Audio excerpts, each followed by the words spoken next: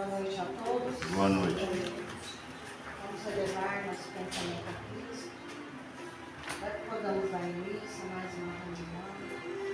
Primeiramente, vamos agradecer a Deus, por estarmos aqui unidos em seu nome, buscando seus ensinamentos, a sua sabedoria, a sua paz. Peço suas bênçãos por todos nós, por todos aqueles que não puderam estar aqui por algum motivo, a todos aqueles que estão acompanhando o Evangelho de paz. Peço auxílio aos mentores espirituais em sua mente, para que transformem na nossa espiritualidade, para que assim possamos auxiliar a todos os irmãos que Deus permitiu a entrada neste lar e a todos que ficaram como ouvintes do lado de fora. Que assim. Pai nosso, que estás nos céus, santificado seja o vosso nome. Venha a nós o vosso reino. Seja feita a vossa vontade, assim na terra como nos céus. O pão nosso de cada dia nos dai hoje. Perdoai as nossas ofensas, assim como nós perdoamos a quem nos tem ofendido. E não nos deixeis cair em tentações, mas livrai-nos de todo mal, que assim seja. Graças a Deus.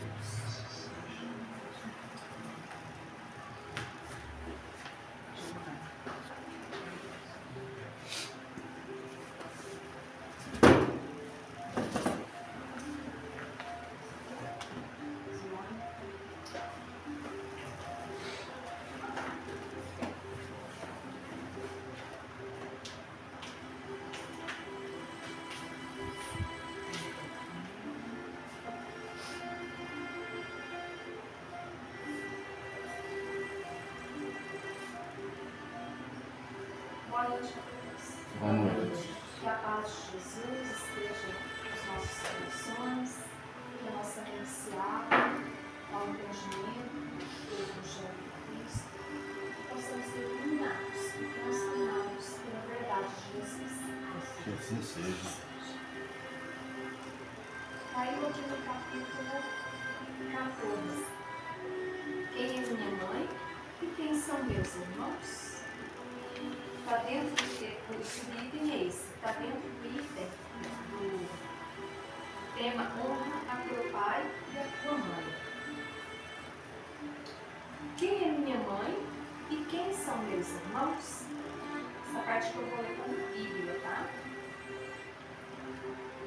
Está em Marcos capítulo 3, versículo 20 e 21 e 31 a 35 e em Mateus capítulo 12, versículo 46 a 50. Começa assim. E vieram à casa, e concorreu de novo tanta gente, que nem mesmo podiam tomar o alimento. E quando isso ouviram os seus, saíram para prender, porque diziam, ele está furioso. E chegaram sua mãe e seus irmãos, e ficando da parte de fora, o mandaram chamar. E estava sentado à roda de um crescido número de gente, e lhe disseram, olha que tua mãe e teus irmãos te buscam aí fora. E ele respondeu, dizendo, quem é minha mãe e quem são meus irmãos?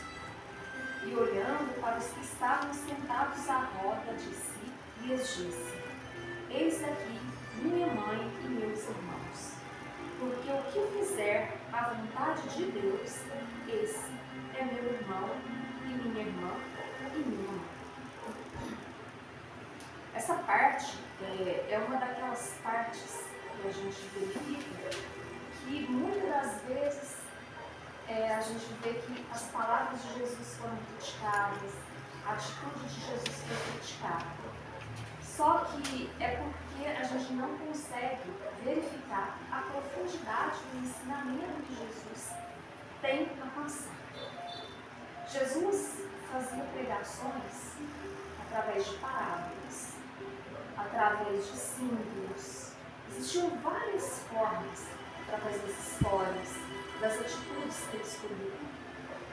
E aqui ele aproveitou aquele momento para fazer tipo uma parábola mesmo. E o que é que ele quis dizer aqui? Jamais Jesus se contradiria, né, dizendo que desconsiderava aquelas pessoas. Jesus não desconsiderava ninguém, nem os pecadores, nem aqueles que estavam no caminho errado, muito menos ele iria fazer isso com parentes diretos, seus consanguíneos. Só que toda vez que Jesus falava em parábolas, ele não estava falando de coisas da terra. Ele estava falando do mundo material. Ele estava falando da espiritualidade, do mundo espiritual. E se a gente for comparar, muito embora a gente tenha nosso pai, nossa mãe, nossos irmãos, e para nós que conhecemos a doutrina espírita, a gente sabe que esses parentescos são momentâneos. Hoje eu tenho a minha mãe, mas o que terá sido ela em outros tempos? Meu filho, talvez tenha sido um amigo, uma vizinha, às vezes nem do sexo feminino era, né? Qual era a ligação? E no futuro, que tipo de ligação terá? E se ela evoluir mais rápido do que eu? Então, nós temos que ter essa percepção de entendimento. Jesus aproveitou aquele momento para dizer qual é a verdadeira existência, qual é a verdadeira família. E Jesus não respondia as coisas de maneira direta. Ele fazia uma pergunta de volta para levar ao raciocínio. Né? Pode ver que ele pergunta assim, quem é meu pai? Quem é minha mãe? Quem são meus irmãos? Né? Era o público que estava ali, naquele momento, refletir, pensar, conceber dentro de si, naquele momento espiritual, o que era realmente um talentoso. A gente tem que dar valor, sim, na nossa família, nos nossos consanguíneos, principalmente os que estão com elos tão diretos, como mãe, pai, né, irmãos, aqueles que vivem sob o nosso teto, esposo, filhos, esposa. Mas sem jamais pensar que a vida é isso, é apego, é meu. E tamanho é esse entendimento que Jesus na cruz estende, né? A sua mãe como mãe de todos, Senhor.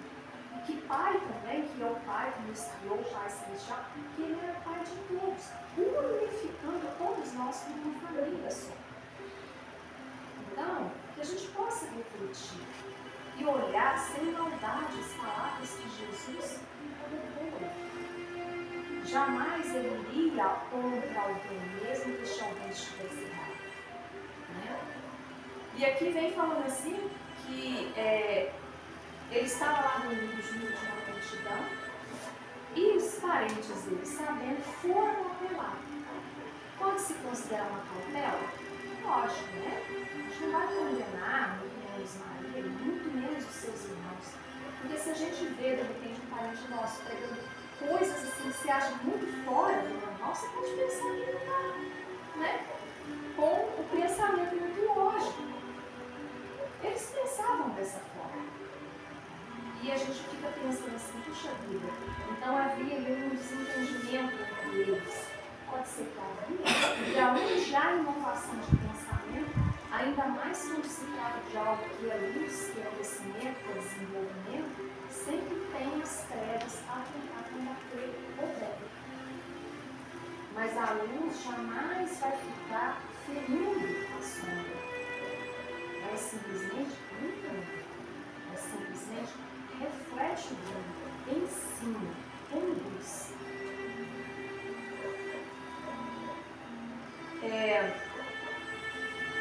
E Jesus ainda termina falando uma coisa que eu acho muito importante. Não importa qual é o caminho que a gente esteja, mas que a gente esteja no caminho mais errado possível, cometendo os equívocos que a gente não deveria estar cometendo mais, porque já somos esclarecidos. Nós somos filhos de Deus. Mas nós vamos nos assemelhar a Deus a partir do momento que a gente fizer a vontade de Deus. Cumprir aquilo que Jesus ensina para nós, que é o caminho reto. seguir a Deus de uma maneira iluminada, não só dizendo da boca para fora, mas sim tendo atitudes, palavras, pensamentos, daquela forma que Jesus ensinou que a gente deveria ter. Eu vou ler aqui o comentário que tem abaixo, que vem assim. Certas palavras parecem estranhas na boca de Jesus, pois contrastam com a sua bondade e a sua inalterável benevolência para com todos. Os incrédulos não deixaram de se aproveitar disso, para dizer que ele, Jesus, se contradizia a si mesmo. Um fato irrecusável, porém, é que a sua doutrina tem como base essencial, por pedra angular, a lei do amor e da caridade. Ele não podia, pois, destruir de um lado o que construía do outro. De onde é imperioso tirar essa consequência rigorosa, se certas máximas estão em contradição com aquele princípio, é que as palavras que se lhe atribuem foram mal reproduzidas, mal compreendidas ou não de importância. Então aqui ainda tem todo aquele leque de opções, né? As palavras de Jesus foram escritas em muito tempo depois dele ter sido crucificado. E fora isso, cada um contou a história do jeito que sabia contar, do jeito que lembrava, do jeito que acreditava, mesmo que tivesse o auxílio espiritual, a gente sabe que, mesmo sendo médicos, vão sofrer diversas interferências. E fora isso, as traduções que foram feitas de língua para língua, onde você sabe que tem uma pobreza de linguagem de transferir um pensamento, uma palavra, para outra língua. Sofreram várias traduções que foram copiando. Hoje em dia a gente vê que um livro mesmo, por exemplo, o Evangelho segundo o Espiritismo, dentro do Brasil mesmo, uma cópia é diferente da outra. Imagina se fosse uma unidade de língua. E fora contar que naquele tempo as pessoas ainda não compreendiam a profundidade das palavras de Jesus. Então, havia aquela colocar, digamos, um temperinho daquilo que eles sempre achavam que era certo, que era beleza de coração. Então, como que a gente tem que avaliar cada parte que tem ali descrito na Bíblia, dos Evangelhos de Jesus? Considerar se realmente está ali, misturado naquele pensamento, a lei de amor e de caridade. Porque se não tiver, reprise. Porque tudo tem que ser baseado nisso, para ser realmente aquilo que nos leva a Deus. Admira-se com razão de ver Jesus mostrar nessa circunstância tanta indiferença para com os seus e de qualquer sorte renegar sua mãe. Pelo que respeita aos seus irmãos, sabe-se que nunca tiveram simpatia por ele. Espíritos pouco adiantados não haviam compreendido a sua missão. Era bizarra para eles a conduta de Jesus e seus ensinamentos não os haviam tocado, pois nenhum deles se fez seu discípulo. Parece mesmo que eles participavam até certo ponto das prevenções dos seus inimigos. De resto, é certo que o recebiam mais como estranho do que como um irmão, quando se apresentaram a ele. E João diz positivamente que não acreditavam nele. Isso também está no versículo 7. Fazendo um comparativo sobre isso, às vezes a gente olha, né, e critica os pensamentos, de repente, daqueles que estavam no redor de Jesus. A gente não deve pensar dessa forma de maneira alguma. Porque nós também não compreendemos integralmente a mensagem de Jesus até hoje. Nós olhamos para certas passagens que tem ali e pensamos assim, isso tudo bem, Jesus disse então está certo, mas não dá para ser assim na realidade, né? A gente não consegue transferir aquilo ali para a nossa existência. Acha que aquilo é muito ideológico, muita teoria, muito bonito, mas na teoria a teoria não se aplica e a prática. Então, a gente vê que a gente tem um pouco desses irmãos de Jesus que não tem se conseguia absorver. Porque se nós tivéssemos absorvido completamente tudo que Jesus queria nos passar, nós éramos espíritos puros. Nós já teríamos compreendido a lição, já estaríamos em altos patamares evolutivos. Então, veja que Jesus não veio para aqueles que já sabiam de tudo, para aqueles que estavam preparados. Ele veio para aquela grande massa, onde tinham alguns que compreendiam mais ou menos, e um tanto que não compreendia de jeito nenhum, e um punhado que estava buscando era cura e bênção. Imagina que Jesus sofreu por conta disso, porque ele olhava, ele estava falando uma coisa, as pessoas estavam compreendendo outra, ele estava tentando transmitir uma mensagem, mas as pessoas queriam imediatismo, né? Então, nós não somos aqueles que, se eu estivesse lá, eu teria feito muito diferente. Não teria. Há em nós um orgulho, inveja, há aquele sentimento de eu quero ser melhor do que ele. Imagina você ter um irmão que se realça, que é tão evoluído que você pensa, eu não sou igual. Imagina. São os sentimentos baixos que nós temos e que domina a gente frente às provas da vida.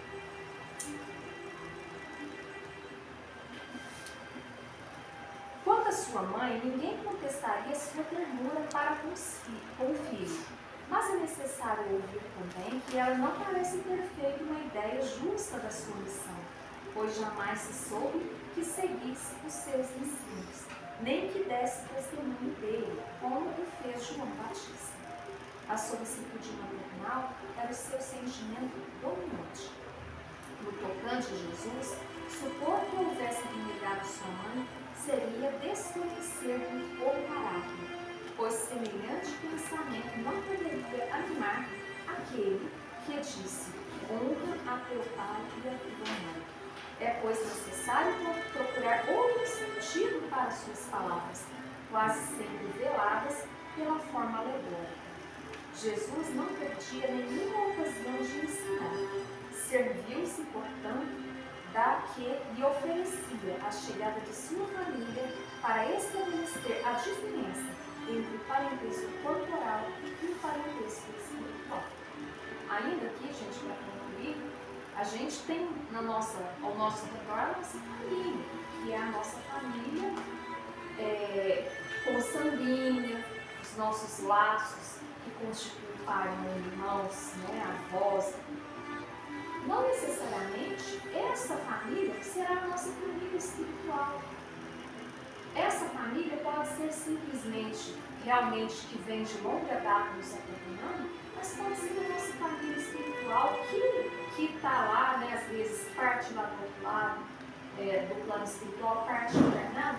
Estes que tem mais ou menos os mesmos interesses, as mesmas afinidades, que constituirão a nossa família espiritual. Com certeza, com o passar do tempo, como a unidade será a caridade, o amor, a fraternidade, o movimento todos pelo sentimento, até essa sensação de famílias espirituais vai se congregar numa só. Então, que a gente tenha noção de que, às vezes, as nossas famílias, nós, enquanto estamos encarnados, são muito difíceis. Quem não tem um parente problemático? É muito difícil, né? Então, a gente saiba compreender que cada um está num nível evolutivo, mas que existe uma justificativa, que Deus quis que nós nos encontrássemos naquele momento, daquela forma, cada um com suas dificuldades e suas limitações, e também com a capacidade de auxílio, para que a gente possa estar junto, na tolerância, na amizade, na fraternidade. E é uma aprendizagem também, é um degrau, né? Os familiares próximos da gente, não só para eles, né, mas para nós também. Sim, o parente difícil é o nosso professor, né? Que está ali nos cobrando que nós nos transformemos. Se o outro é ignorante, você não caia naquela teia que você anda.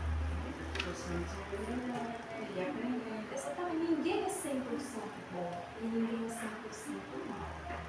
Basta a gente querer ver o lado do outro.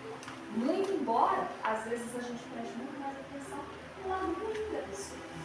É o que fica evidente. É o que fica evidente, que é o que a gente convive. é aquilo que nos pega. Então, o que nós temos é que olhar. Nossa, aquilo é difícil. Vai virar as costas de forma alguma, vou ignorar também não. Né? Estamos juntos por um motivo maior. Que Deus nos deu força, que Deus nos deu amparo, para a gente perseguir essa melhoria com afinco, com dedicação. Porque a gente não está passeio, a gente veio mesmo para fazer as E não coisas. só olhar o lado deles, mas o nosso também, né? Porque, afinal, é difícil, mas eu também sou difícil. Não é nem tolerante, mas eu também sou intolerante. Ela podia ter relevado. Então a gente avaliar, pôr na balança, porque nós também temos nossas falhas, né? Muitas. Né? Então a gente colocar na balança também, tem que elogio, né? As nossas falhas, tentar melhorar o nosso Ao invés de jeito. ficar só olhando o defeito do outro, Olhar primeiro para o nosso, que aí a gente vai, mas se eu melhorar nisso, né? Não. E se ele vier falar e eu tentar ficar quietinho, né? Vamos começar por aí, né? tinha alguém que perguntar alguma coisa, ou acrescentar. Eu só quero acrescentar, porque segundo esse texto, que Jesus falou quem é minha mãe, quem são meus irmãos, ele não tinha outra alternativa a não falar do jeito que ele falou, porque senão a autoridade dele sobre o que ele veio fazer aqui na terra seria em vão. Porque se ele vai lá com a mãe dele, os irmãos dele, e esquece a multidão que estava ouvindo a pregação dele, então ele está fazendo a pregação para ele terreno, não para Deus, que ele é o Filho de Deus, representando o que ele veio fazer. É a mesma coisa que quando ele fala em parábola, que ele veio trazer a espada, não a cruz. Porque aquele que não obedeceu os critérios que Deus pede para nós obedecer, vai ser cobrado no final, e muito cobrado. Não adianta a gente ficar com o corpo mole, esperando as coisas acontecerem sem a gente fazer a nossa parte com Deus, que não vai acontecer. Entendeu? Então essa parte é muito bonita. Ele veio, foi filho, mas não deixou de mostrar que ele era o filho de Deus, não o filho da terra dos homens igual a nós, né? Então, cabe a nós ter a humildade e o reconhecimento hoje, atrasado, nós que somos cristãos, da importância que Cristo veio fazer aqui na terra, que não foi reconhecido naquela época, portanto eles o crucificaram. Entendeu? Até hoje não está sendo reconhecido. Então a irmandade em Cristo hoje está ficando cada vez mais pequena. Porque o pessoal, todo mundo prefere a cruz do que a espada. Na verdade, tem que ser a espada. Com ferro fere, com ferro será ferido. Você vai sentir na carne as consequências dos atos que você faz contra a vontade de Deus, contra o que está nas Escrituras Sagradas. Só isso que eu queria dizer. E assim seja. É uma coisa que eu achei legal, que foi no estudo de segunda-feira. Os irmãos que descem para o Vale do Suicida são os irmãos mais evoluídos, e ele falou uma coisa que eu achei muito válida. É uma coisa que está além da nossa compreensão carnal daqui. E aí a gente parando para refletir, da onde que vem todo mundo? Não vem do fluido cósmico universal, todo mundo é criado por Deus? Então, na verdade, a experiência que a gente tem um com o outro foi passados que a gente teve um problema ou um empecilho um com o outro. Aí a gente tem que trabalhar isso. Mas no fundo, os irmãos que descem lá são os mais evoluídos. E por que eles vão? Porque eles querem salvar os irmãos deles. Então não tem essa de pai, de mãe, todos são realmente irmãos. E a gente ainda tem que passar por essa compreensão. É difícil até a gente assimilar. Mas olha como a gente somos todo um, é uma família só, não tem um daqui, um de lá, é todo mundo um. E aí os mais evoluídos que não se sucumbem à harmonia, à frequência do vale, são os que são lá do alto, que eles fazem questão de ir, porque eles não querem deixar os irmãos para baixo. Olha como até isso, quando Jesus fala que a gente não está preparado, até nesse ponto, né, que Jesus vê quem é minha mãe, quem são meus irmãos. Todo mundo é irmão dele, né? Então não tem essa diferencial. Isso que eu acho que ele tentou passar também, isso que a gente está tentando assimilar, né, daqui.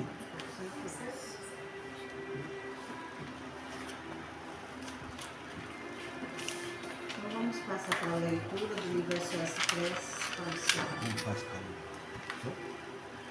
Continua.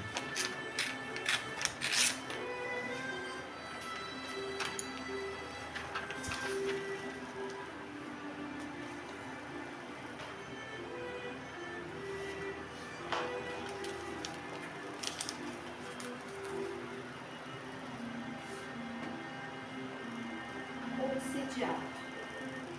Deus Todo-Poderoso, em vosso nome, pedimos aos bons espíritos que nos protegem, inspirar ao nosso irmão a melhor resolução a tomar na incerteza que ele se encontra. Encaminhai seus pensamentos para o bem e afastai a influência daqueles que o podem transviar. Tende piedade de sua fraqueza e ajudai-o a resistir ao mal e a vencê-lo. Deus Pai, suplicamos a vossa misericórdia para o irmão que não consegue resistir às tendências inferiores e ainda é arrastado para o mau caminho. Dai-lhe, Senhor, forças de sufocar em seu íntimo todos os pensamentos malévolos. Ajudai-o a expulsar a escuridão de sua consciência e a obter vontade de corrigir suas imperfeições. Abençoai também seus familiares para que eles possam ser portadores de paciência. Assim seja.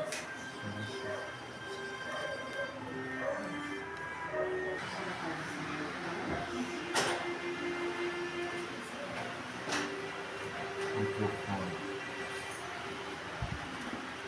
Check it.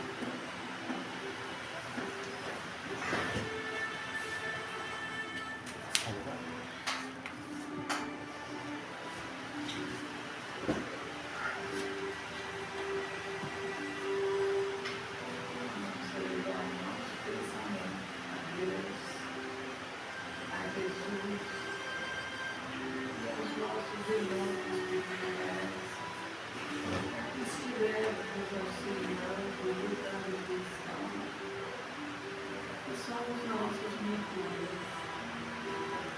Nós só temos que agradecer, Senhor, por nós termos essa oportunidade de estar aqui unidos ao nosso Deus. E que toda essa energia que nos envolve possa ir de encontro a todos aqueles irmãos que estão nos nossos pensamentos. E muitos outros que nem conhecemos, que possam receber todas essas energias para os seus pensamentos. E pedimos, Senhor, e também aos nossos irmãos que estão cuidando da nossa nação, que eles sejam incluídos para que possam fazer melhor ideia.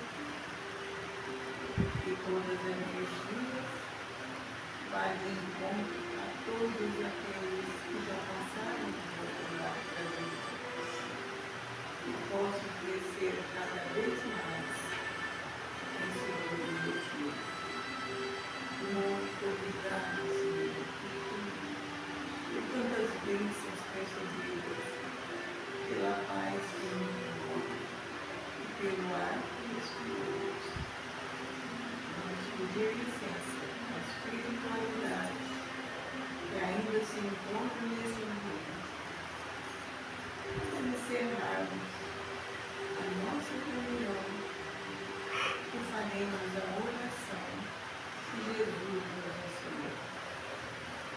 Pai nosso que estais nos céus, santificado seja o vosso nome, venha a nós o vosso reino.